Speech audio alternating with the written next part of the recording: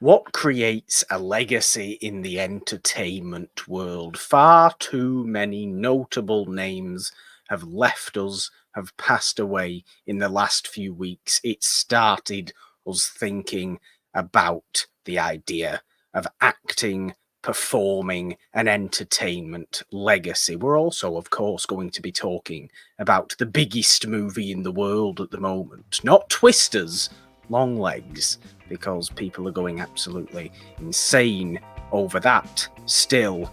And I'm going to be doing a fair share of complaining about people's behaviour in cinemas / movie theatres, because that's always fun. It does get very annoying though, doesn't it, Jeannine? It does, Yeah, yeah. very. Well, back to the madness.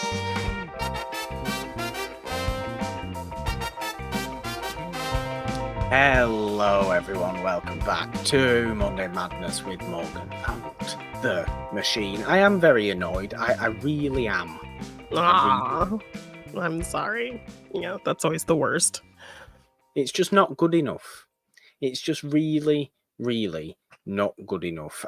Obviously I want to start today's episode, as we always do, by asking the question, but before we do ask the question, the little preamble of the fact that way too many people, notable names, have passed away in Yeah. recent weeks. It has been a really bad run of losses for the movie, TV, and entertainment world, and it's always, it makes you reflect when these kind of periods happen, and it's where this legacy conversation kind of stems from. I know we're going to get into that in today's Let's Talk, of course, of what creates a legacy for these people. What is the most important thing to focus on, to remember someone by, remember a notable person by.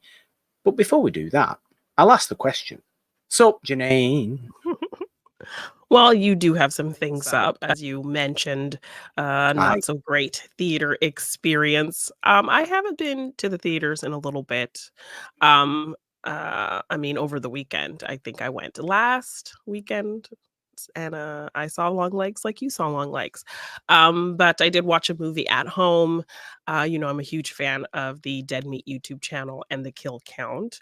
And so that ends up kind of being a great movie recommender for me. So if there's a movie he's covered on the Kill Count that I maybe haven't seen, it implores me to actually watch that film so then I can enjoy the Kill Count episode. And he Yeah. recently did an episode on, I believe it's a 2022 Shudder original film, Influencer. So very much a Okay. horror movie playing into modern culture, and the influencer lifestyle, basically. Follows this girl who targets influencers and abducts them and kind of takes over their lives. And so she's a bit of this sociopath. So it's a really fun horror movie. It's got some really interesting twists. Our lead actress does an amazing job in terms of, like, we see her methods and how she kind of finds her targets and then kind of goes about her plan, and how she kind of maybe has to readjust depending on, like, the who the influencer is and how their behavior is and things like that. So really interesting horror movie, really simple and obviously very modern in terms of the subject matter. So I found myself really Yeah. enjoying it, and definitely one of those smaller horror films that you want to get more attention because it's really well done. Um, it has your typical things, but it also does some really interesting things. And it's in Thailand set. So, you have a Okay. lot of beautiful things to look at. And they really do a lot of kind of overhead shots and really expansive shots of the location as well. And you get to kind of see open nature aspects and, like, gorgeous lush houses and bustling kind of city parts. So in terms of even just outside of the subject matter, you're getting to really be in a cool location as well. So I found Yeah. myself really enjoying Influencer. I think you can find it on the Shudder app, or if you have Shudder, like a subscription, if you have an AMC Plus, you can watch it that way as well. But yeah, it's just a Okay. at-home streaming horror movie that I really enjoyed. Well, it's a topic that's ripe for horror movies, as we always say, as horror always does, Yeah. plays on the fears of the time in which it is produced, and social media. You kind of okay. There's a handful of larger social media horror movies that have come out, very modern day technology Mhm. horror movies that have come out and been very, very well received. But hearing about something like that almost makes me think that there isn't enough of that, when you would assume that there would be Yeah. so much of that, because, or at least maybe you don't hear about enough of that. And that comes from it, these kind of movies maybe not being in the mainstream of Yeah. horror, to have, the most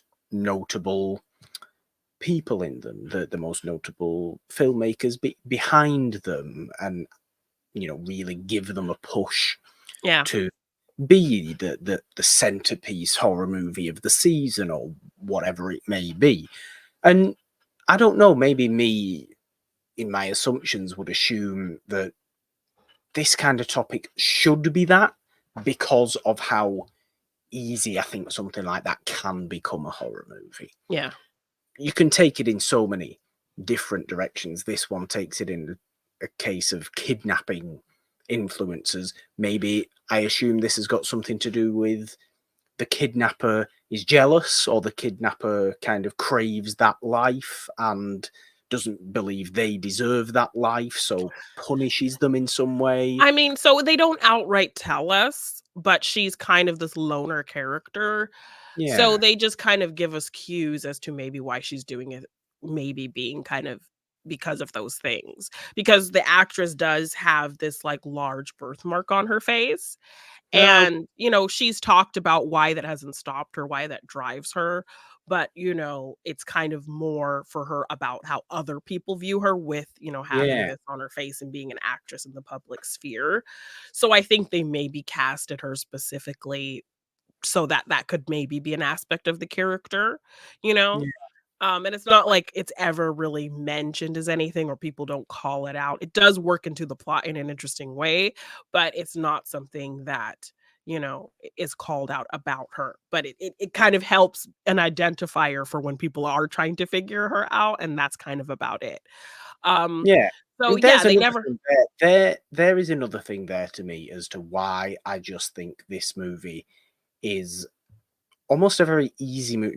No movie's easy to make, but a very easy movie to create, because Yes. Mhm. it just seems so straightforward. Like, obviously, we know these sort of people exist. Why not just turn that dial up ever so slightly, make them crazy, make them unhinged? Easy horror movie. Yes, success. Yes, and have people be jealous of someone living this life, but then she also kind of, uh, tells them, "If you're gone, no one's really gonna notice you're gone," kind of thing. You Mm, know? She's done it so many times that she can say to these people, "No one's going to really notice. You are seen everywhere. Everyone follows your life to the point where you make money off of it. But yet if you disappeared, probably nobody would really notice," kind of because thing. people are so fickle and they just move on to the On to the next. next thing. Exactly, exactly. So Yeah, there's a I lot of like kind it. of that going on in there, and the movie, it really takes its time, it's super chill. Like, I don't even think we get the opening credits or the titles until, like, 26 minutes into the movie. Wow. Yeah. So the movie's just chill, it sets up this vibe of an influencer lifestyle kind of thing, and then we introduce kind of our character who really throws things into motion. And then we kind of shift to a whole 'nother kind of storyline, uh, with another character, like, halfway through the movie, so it goes some interesting places and, just very topical in terms of the subject matter, and it feels very grounded in reality as well, so, yeah, it was Okay, it was a really fun nice. one to check out, Influencer.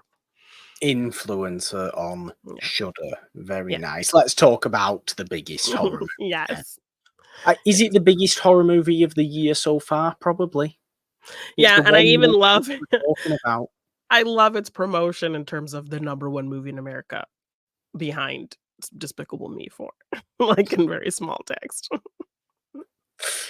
Because obviously, Yeah, Despicable Me takes stupid amounts of money, oh, yes. frightening so, and continues to, because people do inexplicably love Minions.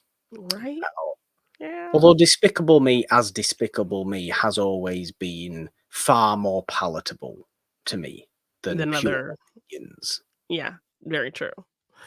I can't be doing pure Minions. That's just way too much. That's a But lot, yeah. it's so much. But I think it's very important that we do have a little bit of a discussion on Monday Madness about Longlegs because it is Yes. such an us movie, really, isn't it? Yeah. This is the kind of thing we do like to focus on. We're obviously big horror lovers here, Yes. both of us, and yes, okay, everybody else is talking about it, but there's a reason everybody else is talking about it. There's a reason everybody's dying to go out and see this. I think it has a lot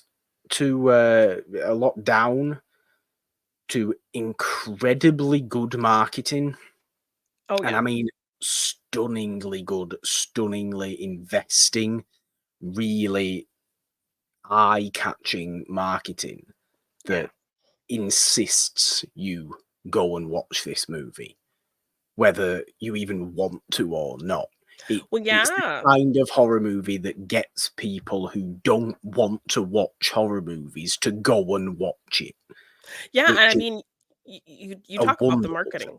Yes, and you talk about the marketing, like, I watched a whole, like, breakdown video of these people who went through a ton of the marketing material, and found all these little details, like, this one, I think, I don't know if it was, like, a QR code or something, or, like, they posted a picture of a newspaper article about the long legs and the killings and things, and there was, like, a link to a website. You go to the website, and it's, like, this very old school '90s website with all these different things that help you kind of look into different aspects of murders that happen in the movie and Okay. different character things, and so it's literally super interactive in terms of, like, the little pieces that they drop of marketing where you can go somewhere else and find something and kind of look at other things. So I I mean, love a very kind of, uh activity-based marketing. yeah, I do love it when that sort of stuff does happen. It's made it become a really successful movie, Yeah, and it's only a good thing that this movie is as successful already as it is and will continue to be. Um, it's just great, and I think the movie deserves to be because I think the yeah, movie is particularly well put together yeah. as well. Um, we won't spoil this movie No, at no. all. I don't think during this discussion for those that still haven't seen it and do want to.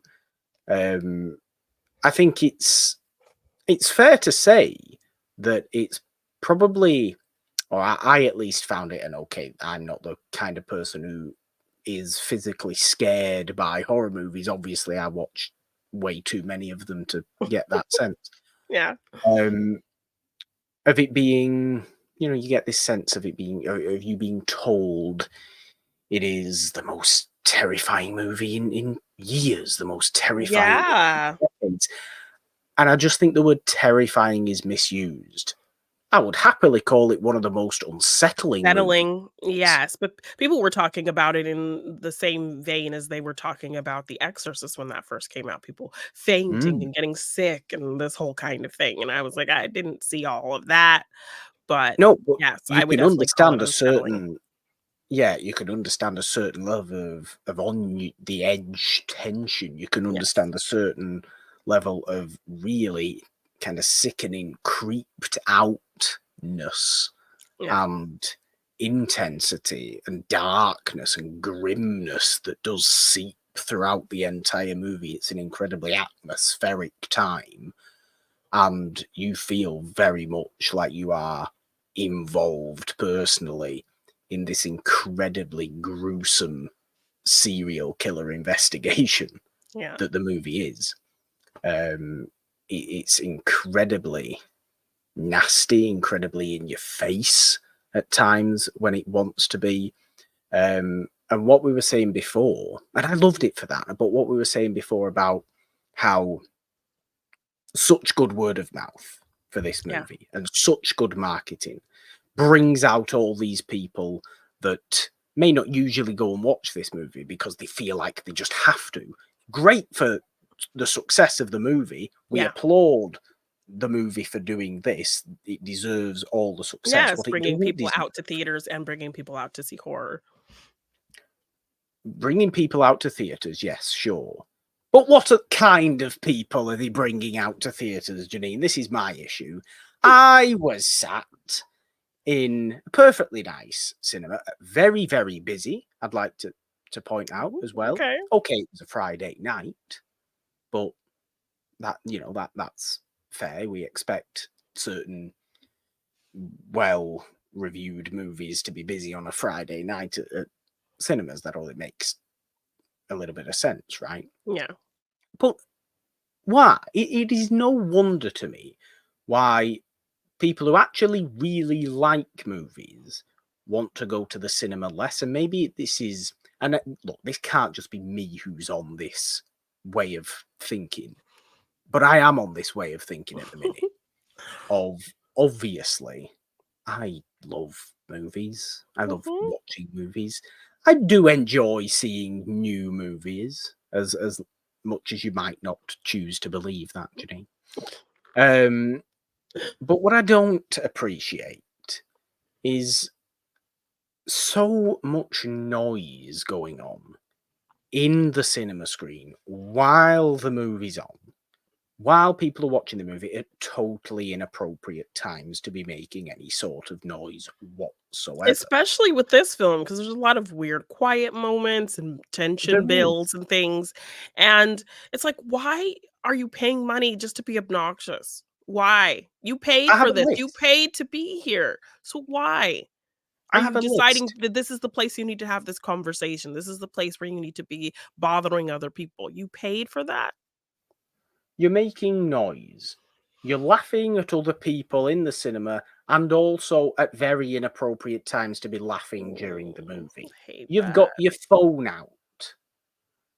You're moving around. You're getting up and you're getting down 3 times during the movie. No, no. You've got your feet up on the chair in front of you, lounging around like you're at home with your legs straight, diagonal across 2 Oh, chairs. no. It's not even like putting your foot up on the seat, but like your whole No, leg you're putting your foot up on the arm crossed up. in front of you. Fine, sure, If no one's okay. there, yeah. If no one's there, but not lounged around across 2 seats with your feet up. And the worst thing of all, you're vaping next to me. Are you kidding me? What's this about? Why do you go into a theater to do these things when these are all things you could do in the comfort of your own home? When you know full well Longlegs will turn up on Prime in about a month anyway. Oh my gosh, that's awful. It's awful. It's horrific. I was sat there so enjoying the grim experience of the movie, but so annoyed by, and I know you shouldn't let it get to you, but it's just, why are you doing it? And of course, as well, and I know I sound like the old grandpa screaming at the sky, but it's children as well.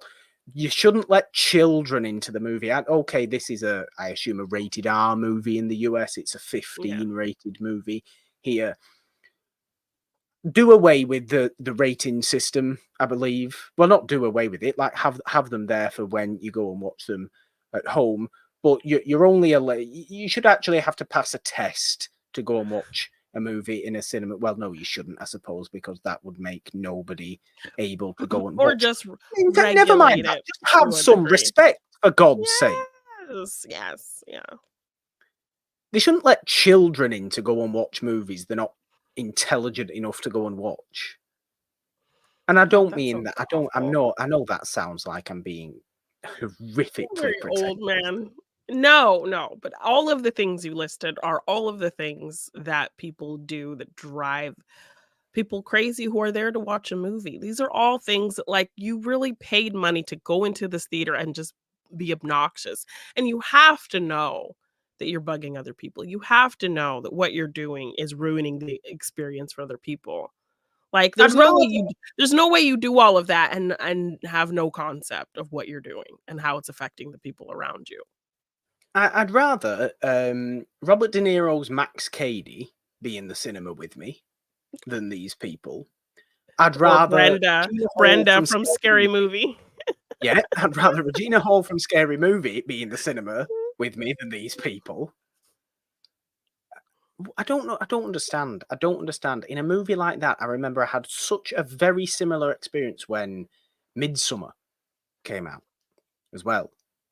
And why are you there watching the movie? If you don't actually want to watch the movie, you can walk out. The door's not locked. Right? You can just leave. Yes, and if it's like, okay, you're young and your parents are bugging you at home, so you have no place to go and you wanna get out of the heat or something, then go hang out in the lobby of the theater and do all your giggling and nonsense there.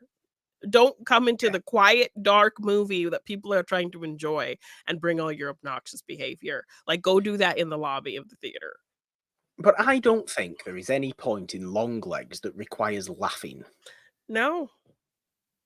It's too dark for that. Like, It's even the too silly unsettling. flares that we get from our villain character, like Sure. And even, but okay, perhaps the very end of the movie can constitute a bit of a laugh, a bit of Oh, a chuckle. yes, yes. Blair Perhaps, Underwood said Blair Underwood says a line that me and, our mutual friend Brandon kind of thought it was was a little funny at the sure. But end. that I didn't even think about that, but yes, absolutely. But I mean, like, the very last shot of the movie, Mhm. Okay. maybe you could say, "Okay, fair enough, get a bit of tension laugh out Yeah. at that point."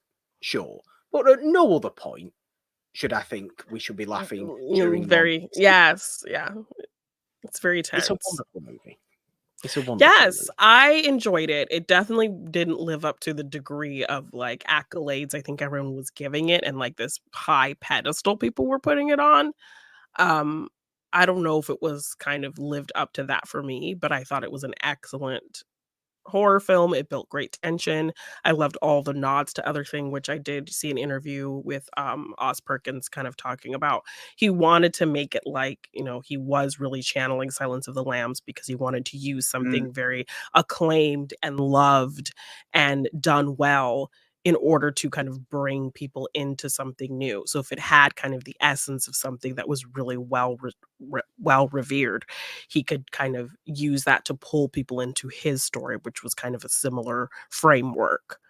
So and I yeah, love movies that are horror, but something else. So it's like when we did our courtroom series and we did The Exorcism of Emily Rose, like and I mm, had and even when I watched that movie for the first time, I'm thinking it's like this exorcism horror movie, but then when it comes out to be like this courtroom drama, that in essence is a horror movie. That was really interesting.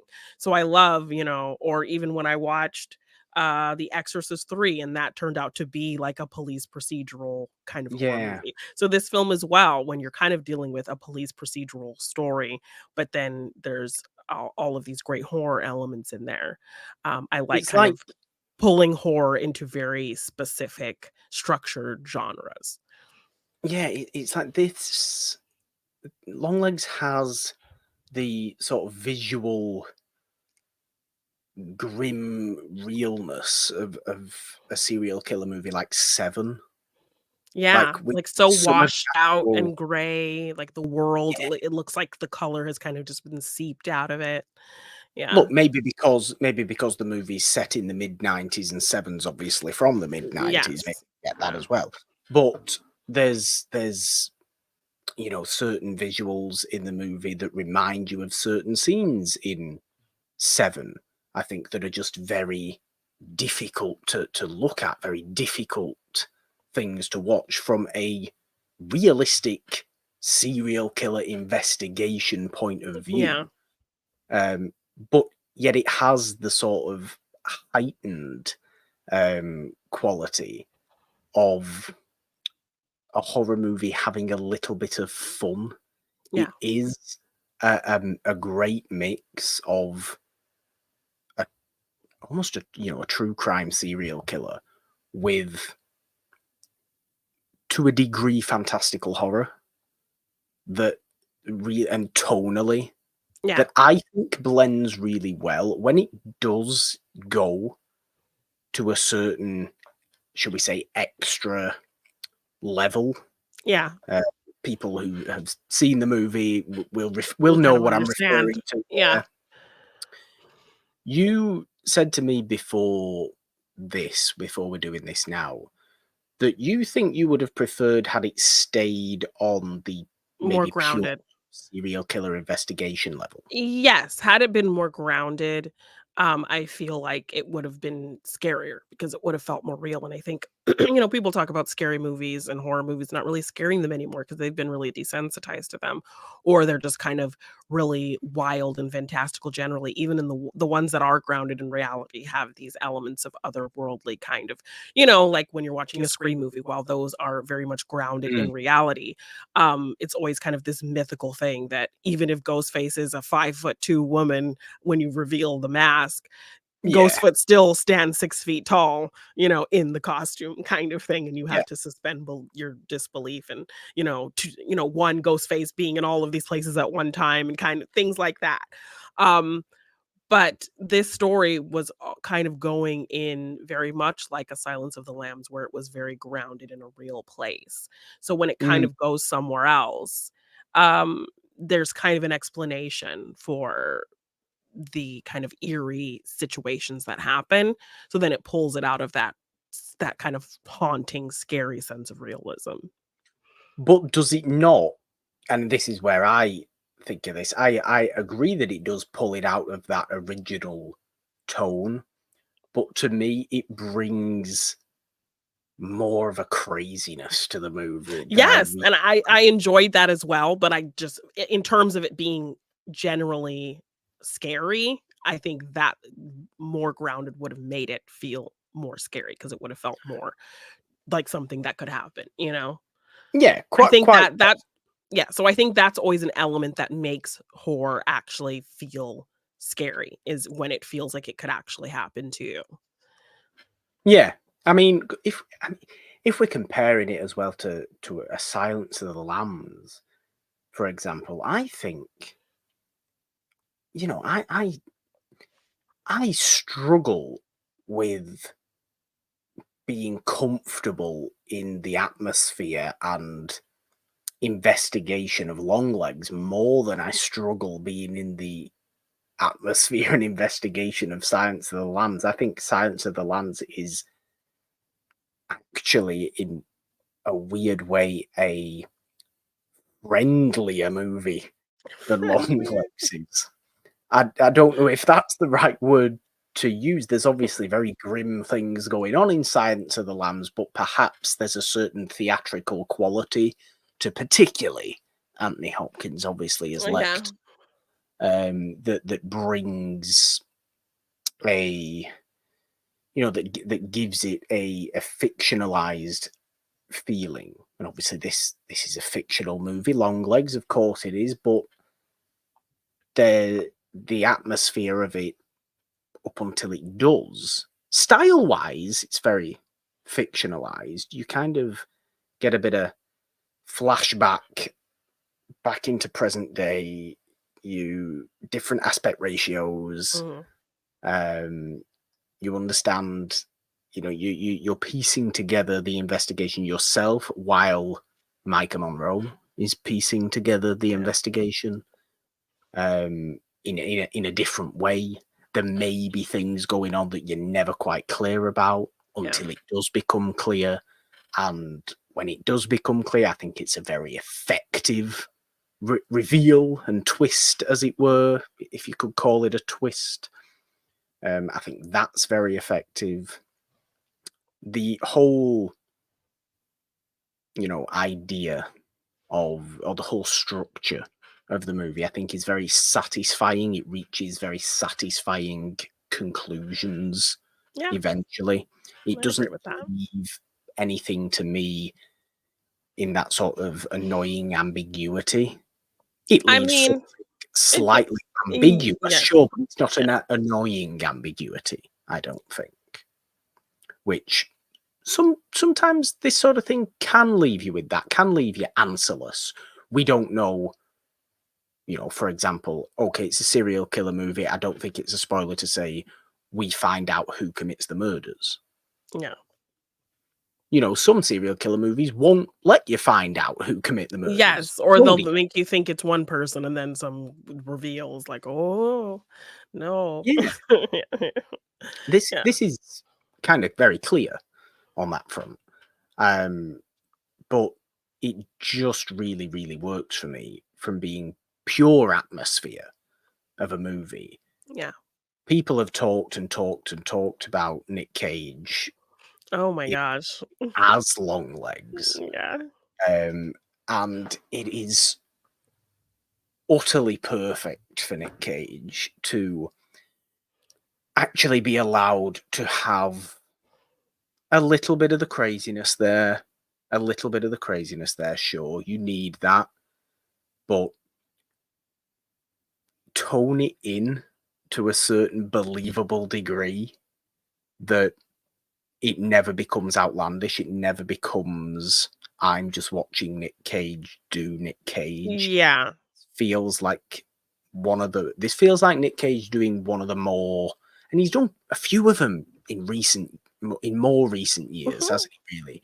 Yeah. Where he's been, quote unquote, doing Nick Cage, but in a little Going full Nick Cage. more Yeah. grounded way, Yeah. and a way that feels believable in the movie, a way that feels appropriate within the Yeah. movie. And to have him do that in such a movie like this, that he also produced, by the way. So he's got Okay. very much of a hand in this In movie. the film. Yeah. Clearly cares about it, and clearly cares about it from what we saw from his Performance. performance. Yeah, like, he definitely has this reputation of, like, his own brand of crazy that he does in a lot of things. So the fact that he was able to kind of tweak his brand of crazy to adapt to this character and not just do kind of the typical thing we're used to seeing him doing, that essence was in there, but he was wholly this different character, which most Yeah, times it's just Nicolas Cage doing Nicolas Cage as a certain specific character. But this was Nicolas Cage doing Nicolas Cage, but becoming this different character with that. yeah, So yeah. so yeah, yeah.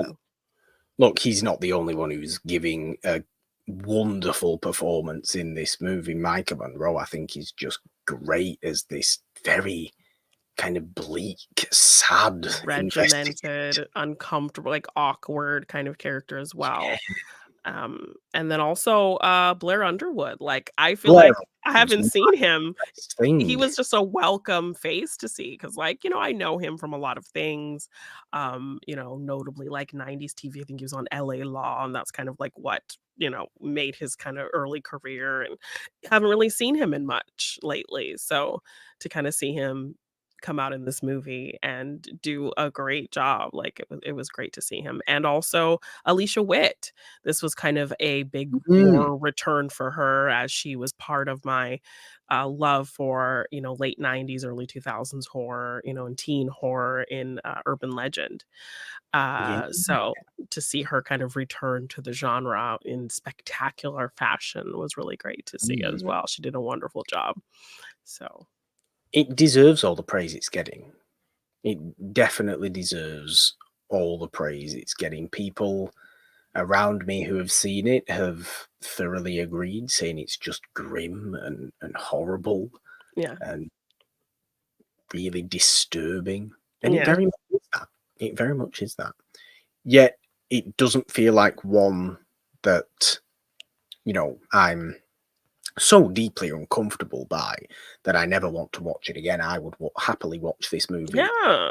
And Not it's like very much yeah, and it very much is one of those lends itself well to rewatchability type movie. Like think it you would. could probably watch it and kind of knowing where it goes can kind Yeah. of pick up on things that you didn't pick up on the first time or be looking somewhere where you weren't really looking before or kind of putting the pieces together now with Micah Monroe now that you kind of have that missing piece of the Mm, puzzle now that you've seen it. yeah. But definitely a film that I think would be really great on rewatch as well. So, yeah, I Difficult to enjoyed talk it. about without Yes, without spoiling yeah, anything.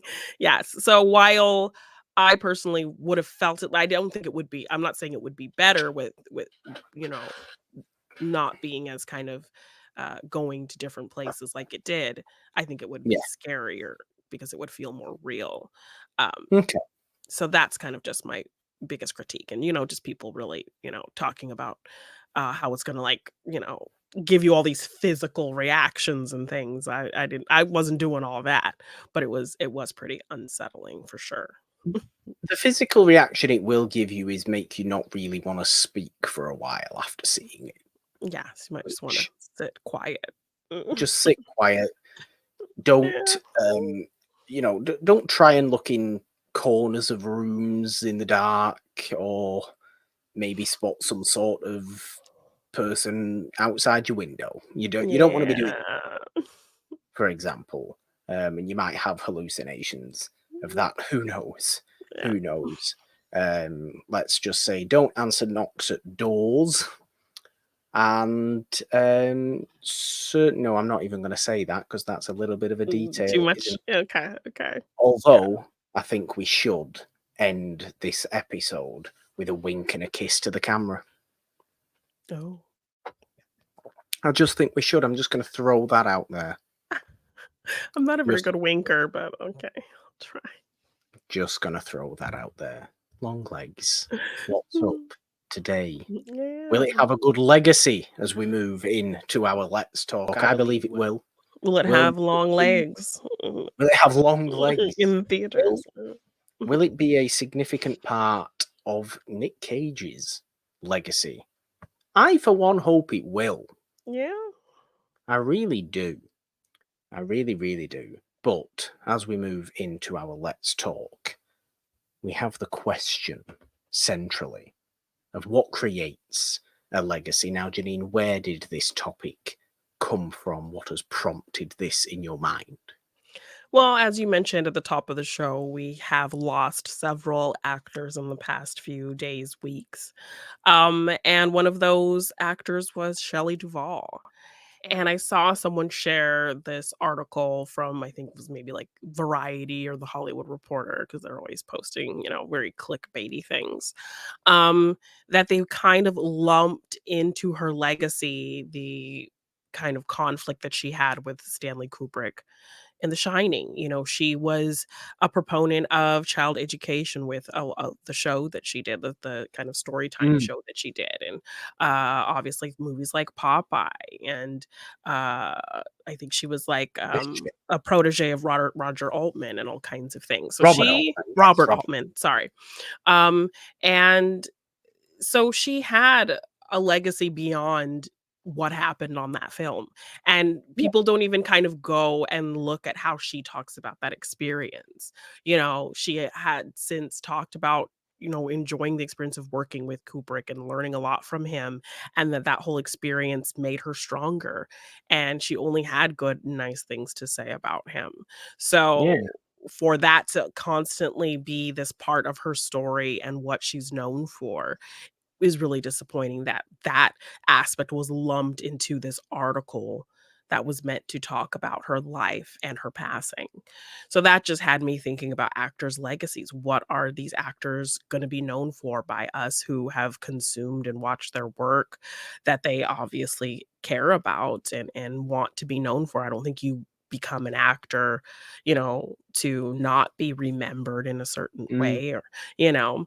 So yeah, seeing kind of this article really just pigeonhole her down to this one incident really and make that a part of her other great works was kind of obnoxious. So it just had me thinking about actors' legacies and what they leave behind and what they should be known for and what, maybe they want to be known for.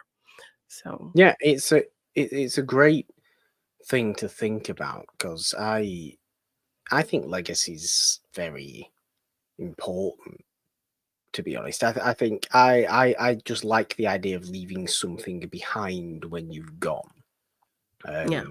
For whatever reason, maybe nobody cares after you've gone, but I think personally, I feel or would feel more fulfilled in my life knowing that should generations to come want to learn more about me on a big or small scale, and Yeah. maybe it's members of my own family, whatever it may be, or who knows what happens in my life, whether it's maybe it becomes a far wider population of Yeah. people. But having something there is, I think, just important. It's almost an inherent self-preservation, isn't Yes, it? I Maybe mean, that's now that why. you say that, like, I kind of 10 times more love that we have this, that we have It's a Wonderful Yeah, Podcast that could kind of be this thing that people can go back to and get to know us, when we're it gone. can be, and nobody cares. As far as we Yes. know, nobody cares. Nobody Thank you cares, if no. you care. We love you. Yes, We if love you do you. care and you follow us and you followed us and you love our content, like, we love you. But at this moment, like, no, in the bigger picture of things, like, nobody's looking at this like, "Oh, this is that legacy," you Yeah, know? no, nobody But is. Nobody, and but it's once we're look, gone, who this knows? will become the number 1 podcast out there. Sure, there you go. That's what we aim for, right? Yeah. Um, but Give us the Van so Gogh treatment. possibly, God, we're hyping ourselves up now. That's a ridiculous thing to say. Um, but it does always make you think about this. And do I like that so much of Shelley Duvall specifically's legacy is tied to potentially overworking by Stanley Kubrick on The Shining, who, as you said later on, she doesn't have anything spiteful remotely to say about Stanley Kubrick, has never had Yeah, anything bad to say about him. That is a situation that people have decided to read into, and you get this so many times with so many people. Read into a certain way, create a a certain over narrative. dramatized story about Yeah, it, and roll with that because it's got a little bit of gossip in there or a little bit of malice in there, a little bit of drama in there. And the actual people involved want nothing to do with that. The actual yeah, people involved don't consider that true, but the wider population does. And because it's been spiraling and spiraling and spiraling, now it's become truth when it actually isn't truth. And that's a very dangerous thing. It's a very upsetting thing when that does happen to, in a legacy sense, because somebody like that should be remembered for far more than that. It is when, I think some people, some actors are unfortunately remembered for their most famous role rather than their best role, for example, yeah. and this kind of stuff. And maybe actors in later life can come to resent their most, their most popular role. Yeah, and, like, Somebody like and Harrison Ford, yeah. who hates Han Solo so much, but will forever be known as Han Solo. Yes. And so yeah, what do they want to be remembered for? What will it bother them so much that they're going to be remembered for this one thing and not the thing that they were most passionate about? I remember seeing this interview with Ben Affleck, and he was trying to promote the movie. I think he directed, I think he wrote They Live by Night. I think that's what it's called, or but It live wasn't it They was Live by it was just Live by Night, I think. It was. Um, It was and not the yes, Nicolas Ray not the movie. movie we no, not the movie we recently covered on It's a Wonderful Podcast. It was Live by Night, and I think the I don't know if it was Batman v Superman or something. One of his Mm, roles as Batman movies was coming out, and he was very much in this interview, you could tell just how frustrated he was that, like, he's trying to promote this movie that he put so much into, but all anybody cared about or talked about was him as Batman or ask him about yeah. Batman. And so you could tell, you could see this. I remember the interview because he just seemed visibly annoyed having to talk about, "Oh, Batman, I'm Batman," it's nonsense when he wanted to talk about his passion project, this movie. So, when you talk about what actors wanna be known for in comparison to their most popular to, their best or something that they're really proud of, it immediately took me to that moment with Ben Affleck. But I somebody think I that's think what's important. yeah, Somebody should be remembered for the thing or the things they are most proud of. And yeah, that is far easier said than done because I think they will always and most often be remembered for the things that have been the most popular, whether the individuals liked them or not, or grew to not like them, or yeah, whatever it may be. But we should be respecting people's individual opinions when we're remembering them and when they're creating a legacy, when they have a legacy, because you only yeah, have a legacy when you're gone. yeah, So when you have a legacy, respect the individual you are actively still celebrating. There's nothing wrong with celebrating any mm, part yeah. and remembering any part of somebody's life in the entertainment world. But take into more significant account than anything else what that individual was most proud of and celebrate them Yes. most. Yes, and I think it's probably a better insight on getting to know an actor because we really don't know these people and like to a degree like that's kind of that blurry line like you feel like you know them in essence but obviously you don't. So if you Yeah. want to even celebrate an actor on a more personal level of maybe knowing at least one aspect about them or some aspects about what they cared about, then those are the things that you should try to remember them for. You know, think of like Charles Lawton. I'm going to remember his direction of A Night of the Hunter because that was Yeah. something he was passionate about, and the way people talked about working with him and enjoying that experience and how he was on set, and the ideas that he had, and even knowing that the lack of success that film had when it came out, you know making him feel like he couldn't direct again, that also gives me some type of insight on him as a man and as a person, and want to appreciate those smaller aspects, that are now, so that kind of becomes part of his legacy even now because people now kind of realize that that movie was so well made and, should have been given that credit when he was alive and all of those things. So, like, I don't think when he died, he felt like he was gonna be known for that, you No, know? he would have felt like he would have been known for As a his acting roles, yeah. which he was obviously proud of and obviously great at. Um, but something like that was such a passion project, I suppose, for him at the time, and it devastated him. How much of the making of documentary of Night of the Hunter have you watched? Because it is so I haven't wonderful. watched it in a while, but I watched it when I first watched the movie, and I watched the kind of this actors talking, like, and directors, Spike Lee and other directors talking about, uh, him as a filmmaker and things like that. Um, so, yeah. It is. It just shows such a real side to somebody like Lawton, Yeah. who clearly just had so much drive, so much determination. It's why I'll always celebrate that movie. It helps that it's also incredibly Just good. a great movie. Yes. So, definitely something to think about in terms of what somebody leaves behind in their time, and I think it's even sadder when they aren't really feeling like they're going to be remembered for their most, loved personal thing in their time. Yeah.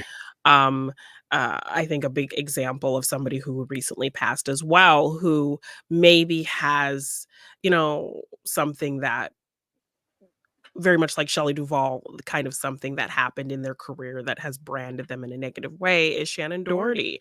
I mean, for Yes.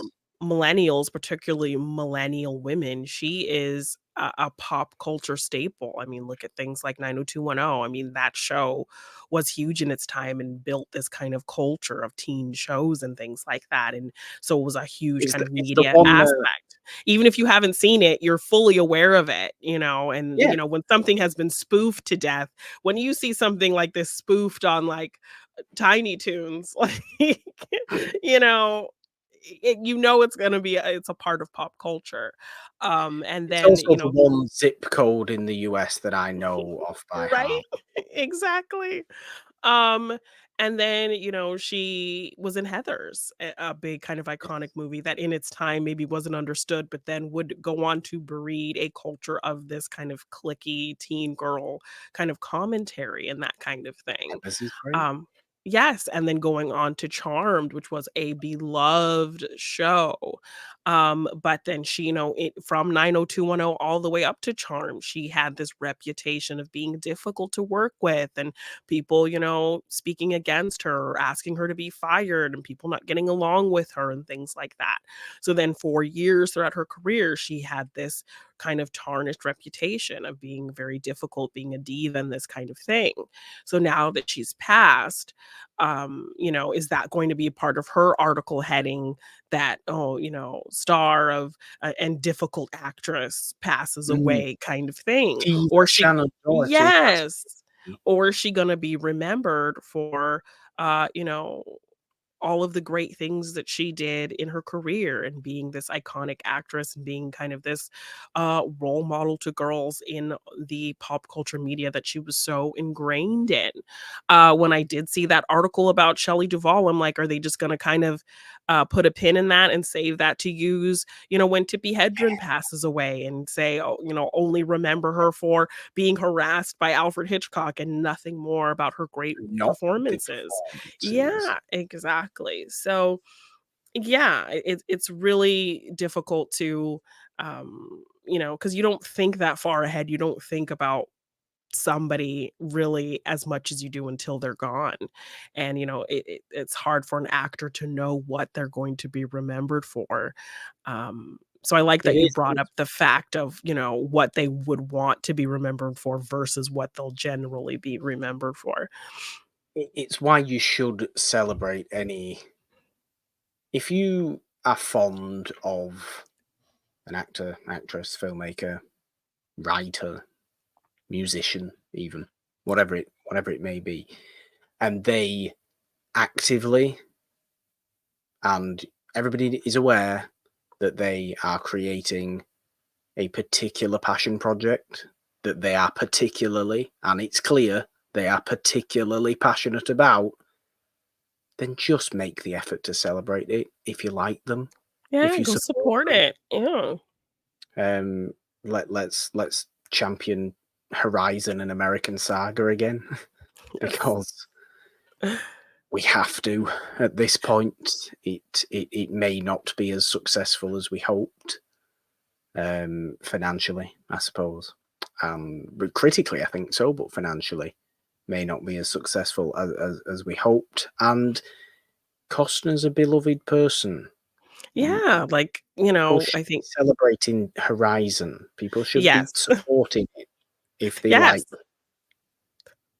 And, in that same breath, I also wanna say, look at, actresses like Jennifer Esposito. She took out a mortgage on her home to make her film, and, a female filmmaker who, Yeah, we spoke about this a few weeks ago. yes, and the kind of frustration she's been dealing with in terms of her trying to get this film made and, really feeling the differences between being a woman in this industry and a man in this industry. Kevin Costner had $38 million to fund his own movie. She had Yeah, nothing to fund true, her own movie very that she true. wrote, directed, starred in, and it's an amazing film. That she is over here in the trenches, on the ground, social media, making videos every day, trying to promote her video. I've made a couple videos trying to promote this video. I've been in comment sections of very popular critics, who have a big following, "Hey, if you're looking for a movie to review, why don't you review this one?" and this kind of thing. So, and I'm sure, the way she speaks about this film, everything she put into this film, I would think this would be something she definitely would want to be remembered for. Yeah, So, uh, yeah, I think seeing actors who have passed away, so many in such a short period of time, and seeing kind of what kind of mainstream is throwing out there as the thing to remember them for. I think now we should, if they are people that we really genuinely enjoy, we should try to yeah, celebrate them as much as possible now and celebrate the things that they are passionate about, because I think it'll be the closest to us even getting to really know them and celebrate yeah, them and properly. So, understanding them. Absolutely. yeah, Absolutely. yeah. It's a very interesting thing to think about. I mean, just to s- pass, pay our respects to a couple of others. I know obviously Bob Newhart passed away Yeah. Mhm. this week. Was he 94 or something like that? Yeah. You can't fault what he did in television Television. comedy, being Yeah. Mhm. a a front runner, a trailblazer in that vein, and nobody since me has taken as long to say a sentence as Bob Newhart did. Oh, yes, he's Um, very much a dry this very dry sense of humor, which is great. well, the king of literally taking three Slow minutes to say delivery. three words. Yeah. It's incredible. I love that kind of about him, and he's not someone that I was massively familiar with for a very, very long period of time, Yeah. because he is inherently American, obviously. Yeah. Um, but celebrate him as well. Celebrate Yeah. him. Richard Simmons, I know, also passed Yes, away. making these videos for people and kind of trying to make weight loss for everyone and kind of destigmatize it. And people, would kind of, parody him and mock him. But the Oh, sure, reason he's a very easily parodiable person. That's not a word. You know what I mean? Yes, but, like, I was actually watching a lot of videos about him, which, of course, things you learn about a person after they die because nobody talks Mm, about these things when they're alive. Um, he put on such a flamboyant, larger than life persona for his videos because he would have people of all different sizes in his videos, big people and things like that. So he was like, "If I make myself the biggest thing in the video, people won't be like looking at and stigmatizing and making fun of the people behind me. They'll be looking at me." So he put on this flamboyant persona as a way to kind of protect the people of varying sizes in his videos so people wouldn't be kind of looking at them so they could feel comfortable kind of doing these workouts with him. yeah. Yes, and like, oh my gosh, I saw this really sad video of when he was on Howard Stern, which of course Howard Stern, like, terrible. Mm. Um, and he was talking about he was so excited to tell this funny story about how he, like, tricked Howard because he had, like, put on a mustache and he was wearing, like, a suit or something, and Howard didn't recognize him, and so he's telling the story, he's like, "Remember when I put on that little mustache?" And then Howard's like, "Oh, yeah, I didn't recognize you because you were dressed like a man for once," or something like that. And Yeah. he just got so sad, and he took off his headphones, and he just left, and he was just Oh, so hurt because Howard was just very much calling him, feminine and yeah. effeminate and like all of this kind of thing.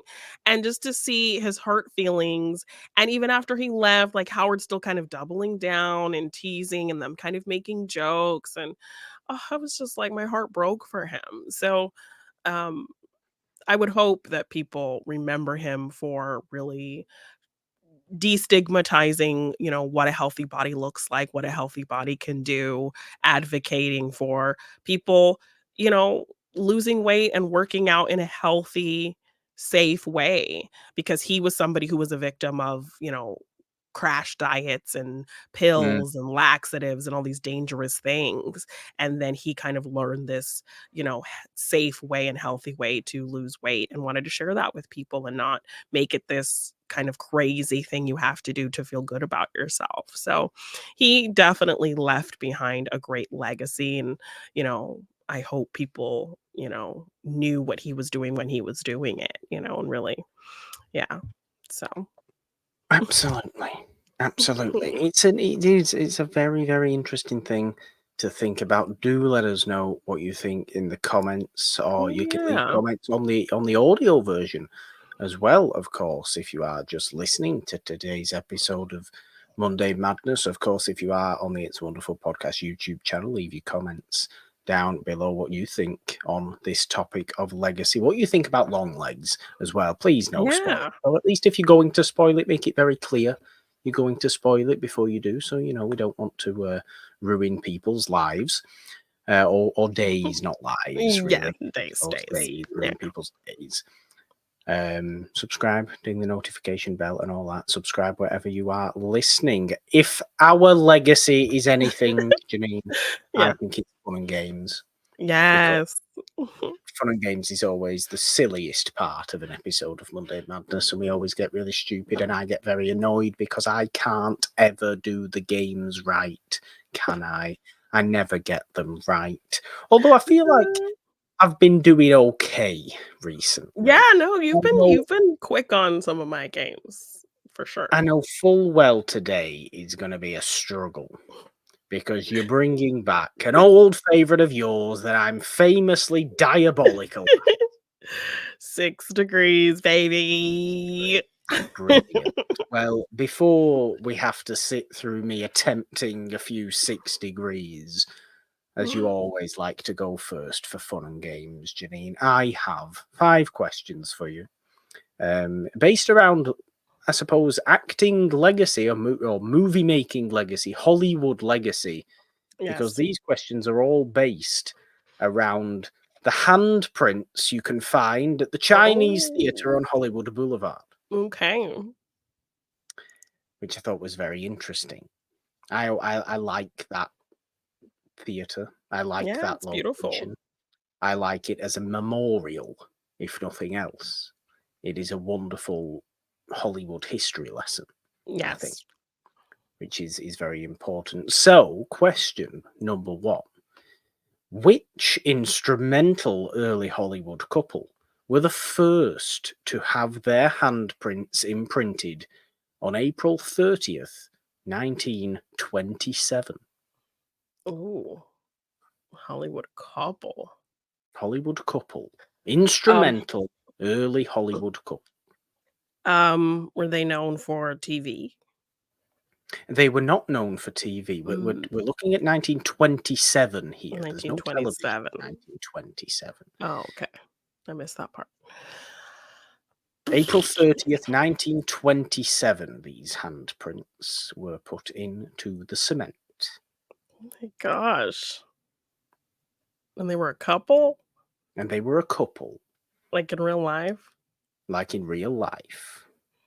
Oh, Instrument. You wouldn't have Hollywood without the two of them. They've got a mansion named after them. what? One of them played Zorro. The other one was a very famous actress. Um, They founded United Artists alongside several other people. yes, but I don't. No, I don't know. No, no, No. we need to clue you up on early Hollywood history, Janine. Of course, it's Mary Pickford and Douglas Fairbanks. Ah, okay, okay. Yes, yes. Yes. The question number 2: 3 handprint ceremonies have taken place this year so far. What? Can you name one? One of them. One of the 3. You may or may not have seen these on. I feel like I've seen like pictures of somebody recently getting it, but I can't remember who it was. Can I get No, any clues? one is a incredibly prolific Asian American actor of decades and decades and decades. The man must be in his 90s now. One of them we've spoken about a movie, a very famous movie of hers on today's show. What? We did? Yes, during our discussion about Longlegs. Jodie Foster? Jodie Foster is one Okay. of the three. The others are Carol Burnett, Oh, the yes. Okay. recent one, and James Hong, who got his Oh, okay. year. Okay. Two actors notable for playing serial killers were the first two imprints of the 21st century. Do you know who they Ooh. were? It wasn't even in 2000. This was in 2001. This was in early Really? 2000. There was not one person had their handprints in 2000. Interesting. Apparently. So But 2 two, actors who are known for playing serial killers got their handprints in the year 2001. yes, they were the first two imprints of the 21st century. Oh. And they're known for playing serial killers. They are known for playing serial killers. Like You could very much say they are both known for playing serial killers. Amongst many other things, Yeah, admittedly. yes, but just to kinda go on theme with our conversation today. Yes, I wanted to keep it on. Okay. Do I get any clues? We've spoken about the movie Ah, already in the okay, would it be Anthony Hopkins? Sir Anthony Anthony Hopkins. Yes, he's one Hopkins. of them. Yes, and we've also spoken about the movie at length, at some length today as well, where this person happened to play a serial killer For the other person?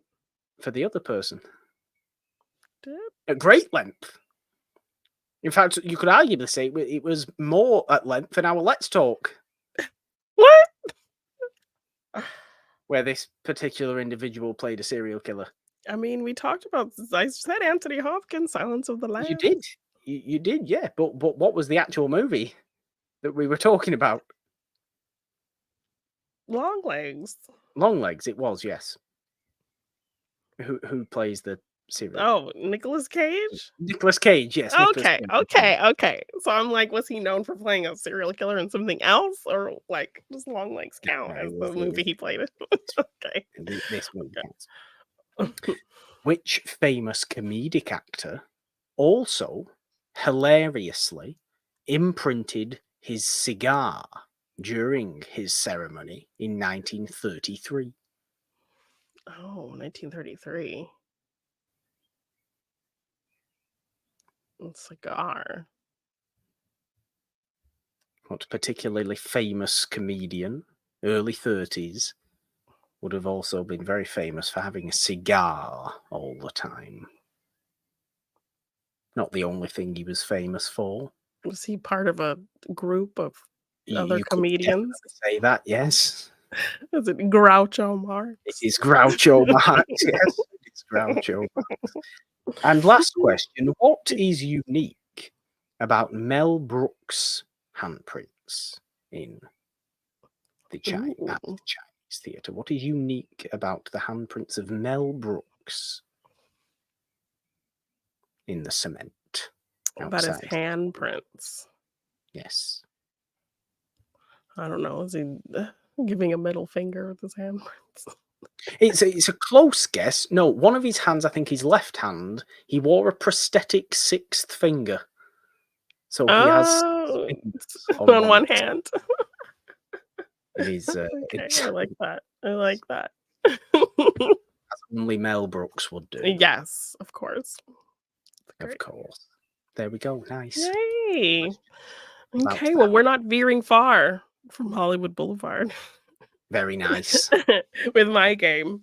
So to keep on Well, theme let's see, with, this is very nice because it smells, Jeannine, on Hollywood Boulevard. it does, and people in dirty costumes are bothering you for pictures. Um, yeah, so mine involves the stars on the Hollywood Walk of Mm, Fame, but another this, good morning. very much, I think, on brand with our discussion about legacy and actors, what they don't wanna be known for and what they wanna be known for. I'm Yeah. gonna have you do a 6 degrees between stars who refused a star on the Hollywood Walk of Mm. Fame. I wonder why you would refuse a star. Like, it's not like refuse. I understand why some people, like in Britain, refuse, like a knighthood or an honor from the royal family, like an MBE or something like that, because they don't align with Yeah, royalty and all that kind of stuff. But yes. I don't understand why you would refuse a Well, star. now that more things have come out about the process, it's like it's not even, like, really an honored thing. It's like somebody has to nominate you or you nominate yourself, which is just kinda like Oh, and then you so it's like, also have to and you also have to pay for it, like, a couple oh, like, at least 5 figures, I think. hmm. I think it's like $10,000 or more, something crazy like that. Well, at least the handprints on the Chinese theatre are Are a more of more an respectable honor. memorial. Yes. Yes. So there have been some stars, I say stars, but these stars have connections to movies because some of them are Okay, musicians, but I only okay, picked musicians that are tied to film to okay. some degree. So yes, I have 3 different pairings of stars who refused a star in the Hollywood Walk of Fame. So, the first one should be fairly easy because of the abundance of films in both of these men's filmographies. So, Denzel Washington to Mm. Clint Eastwood. Oh, okay, okay. Interesting that they both don't have one. Eastwood does have his handprints on the Yes, Chinese him and theatre. Denzel have both, have been asked, have been nominated, but have refused. Denzel Washington to Clint Eastwood. Yes. So I feel like it would be more helpful to go for a more reasonably recent Clint Eastwood. Oh, one person, Glory, Denzel, Glory, Morgan Freeman, $1 Million Dollar Baby. Baby. There you go. Yes. Yes, yes. The list was very limited. Like the list that I found of people who refused was like made up of like 11 people. Ooh, And they were all kind of pretty closely tied, so it was really hard to make combinations because it was like Leo and George Clooney and stuff like that. So, like, okay. people who have obviously worked together or very much closely tied to things, so it was Yeah. very hard. That's why I had to throw some musicians in there to kinda trip you up a little Yeah. Okay. bit. And then we have Prince to Prince. Julia Roberts. I do like Prince. I do. Nothing will make me not like Prince. I know he might have been hard work at times. Nothing will make me not like Prince. Um, he might have hated Michael Jackson. Michael Jackson, that was he's just, I I just mean, find it. I think he may have also played the little rock star, "Hey, parent, make me the guardian of your underage daughter so that I can take Oh, them on world tour with me," I situation. see. I see. Prince, Yeah, Prince was one of stop those, I it. believe. I Stop believe. it, Prince. Um, that makes me not love him. I can't take his music. I'm sorry I I ruined it simply for you. can't. You've not ruined it for me because Charlie Chaplin was that Oh, as yeah. well. A I lot were enjoyed like a lot were that. a lot with Yes. that.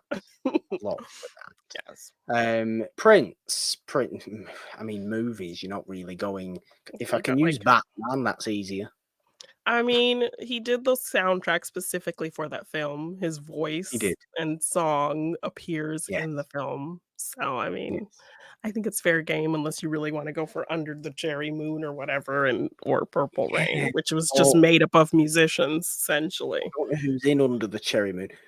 I'm sure there's an actor. One I'm just. big name actress is in Under the Cherry Moon that I was able to make. So I did make my own connection so that if you couldn't come up with something, I could maybe just show the people that it was possible. So there You know is what? one actress. I'm gonna. I will I'm let gonna you out look. myself. I I'm will gonna let out you look. myself and say I haven't seen Under the Cherry Moon. Yeah, so I will let you look because I had to look because I hadn't seen that either. Okay.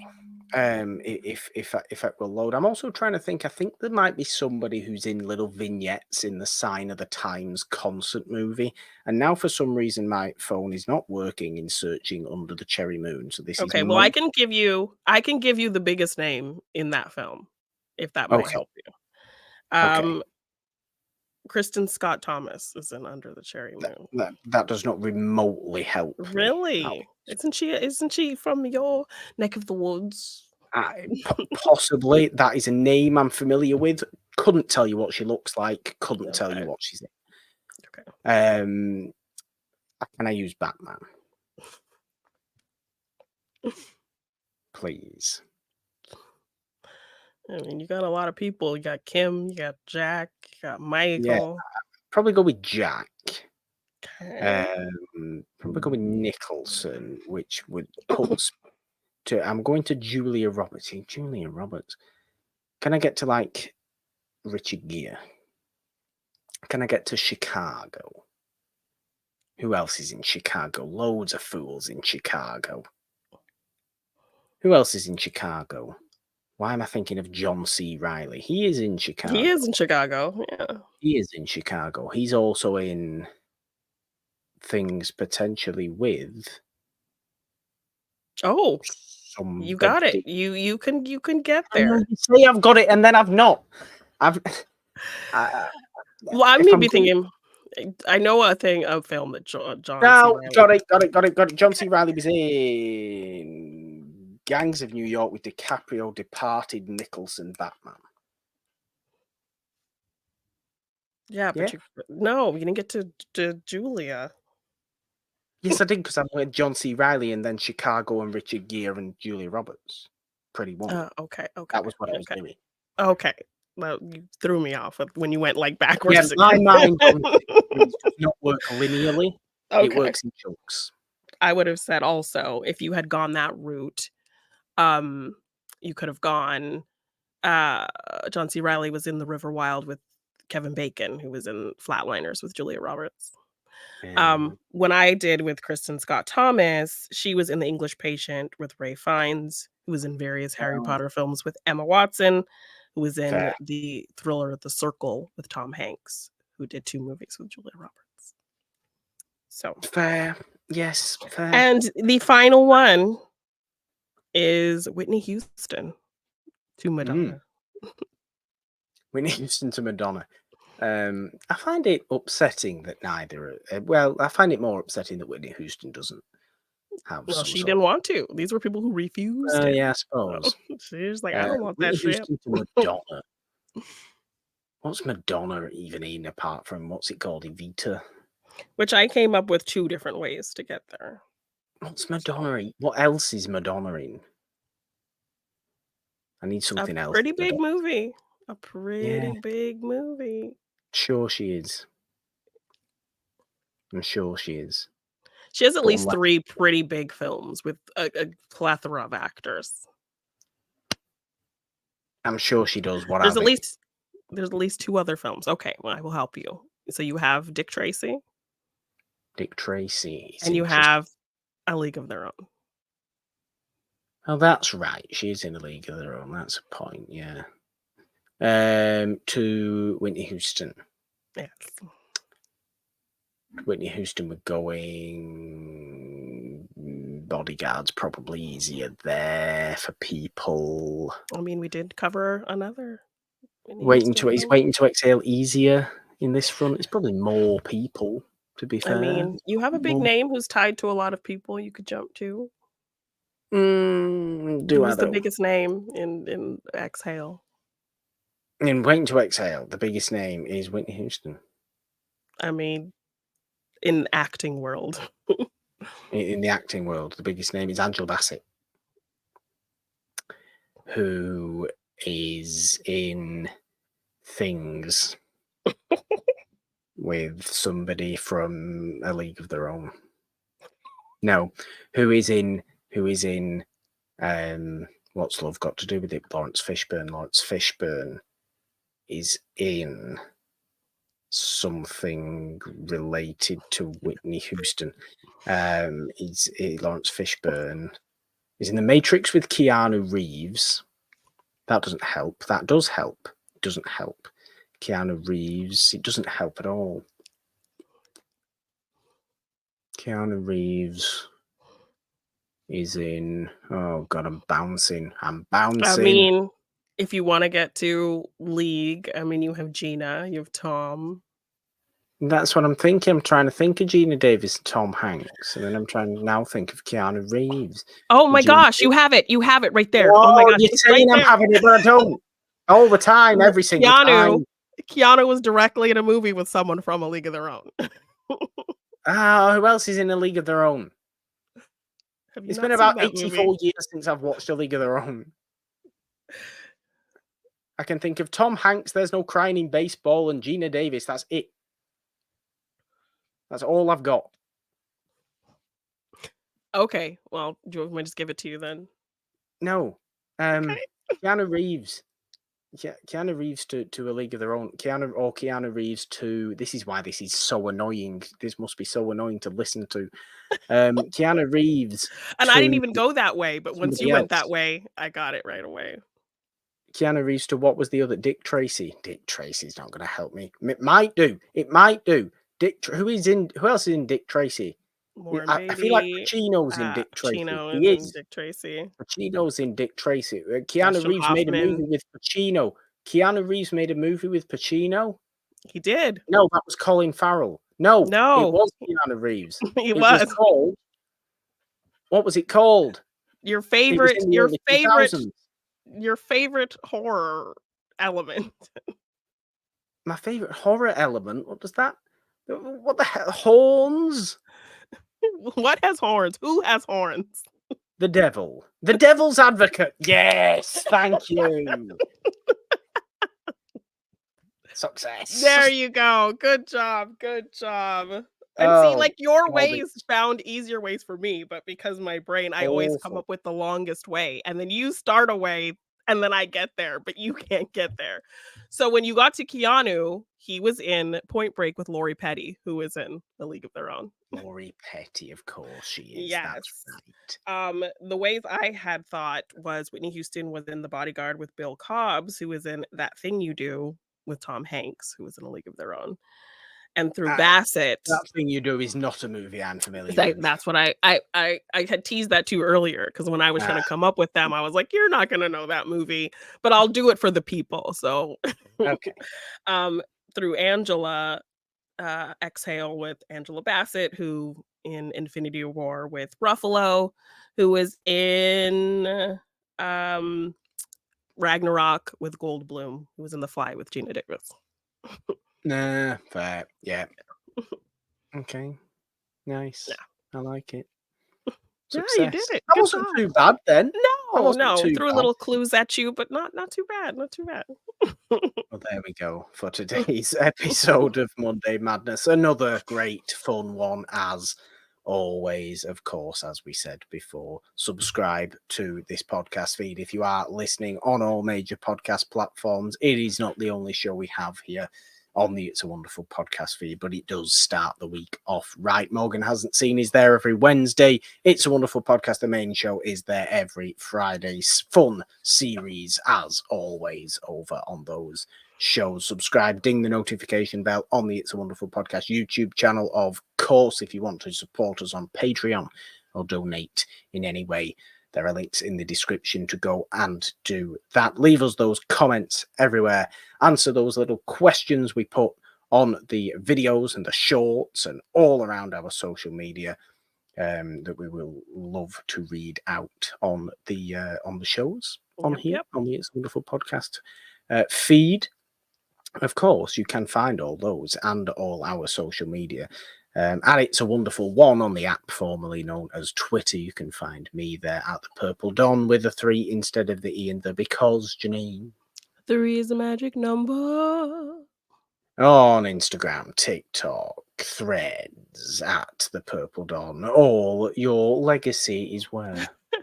You can find me at Jeannine Bean _ on Twitter, Jeannine Bean on Instagram, TikTok, and Threads. If you want to get any merch for any of our shows, just check the description for the link or search It's a Wonderful Podcast on teespring.com. And if you want to purchase any of my art in print form, you can find that at my Big Cartel shop, g9design.bigcartel.com. Okay, Jeannine, there is only one thing left to do. In your best impression of Longlegs, please. Oh my God. Why do you do this to me? But, you just set me up for failure every time. This is the legacy I'm going to leave behind for the people. But maybe not, to the extreme that he may go to. Let's not end this in a very unpleasant manner, but I'd like to hear your impression, please. Oh yeah, you have to. 1. Nice. I appreciate the hand gesture. Well, bye. Bye.